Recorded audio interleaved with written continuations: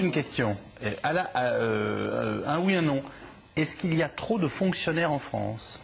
J'ai les chiffres là de l'OCDE. La France compte 30% de plus d'enseignants, de policiers ou d'agents du fisc par habitant que la moyenne européenne. Et quand on fait en France même par département, par 1000 habitants, on en a 40 dans le 31, c'est-à-dire la Haute-Garonne, et on en a 15 en Vendée. Alors la Vendée n'est pas sous-administrée, que je sache. Donc il y a un grand écart type. Il y a un problème d'efficacité. Je vous donne des chiffres moi qui m'empêchent de dormir quelquefois quand je les ai actualisés récemment. Oula. Avec la Cour des comptes. C'est la Cour des comptes. Elle est là pour compter. Vous savez ce qu'elle a compté? Je souhaite qu'on respecte votre sommeil. Au moins 700 000 fonctionnaires territoriaux en plus, dont un tiers dû à transfert de compétences. Mais les 2 tiers, c'est pour faire ce que raconte Zoé Shepard dans son livre. C'est-à-dire que moins ils travaillent, et plus ils sont absents. L'absentéisme s'est passé entre 2001 et 2010 de 17 jours à 22 jours par an, donc avec les 10 semaines de congés payés avec les RTT, vous savez 5 semaines plus 5 RTT et plus les 22 jours, faites le calcul, il y en a qui posent leur jour de travail autour de leur jour de congé. Voilà la réalité du pays. Et il y a même des endroits où ça se voit même pas quand ils sont absents puisqu'ils n'ont rien à faire. Je pense à la ville de Montpellier, il y a 26 jours d'absentéisme.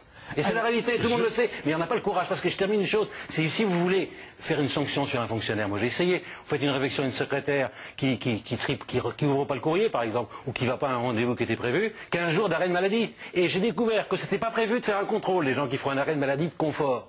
Donc il y a vraiment un problème de management et un petit peu de sanctions positives et négatives. Donnez plus à ceux qui font du travail, qui font bien, il y en a, et moins à ceux qui... voilà.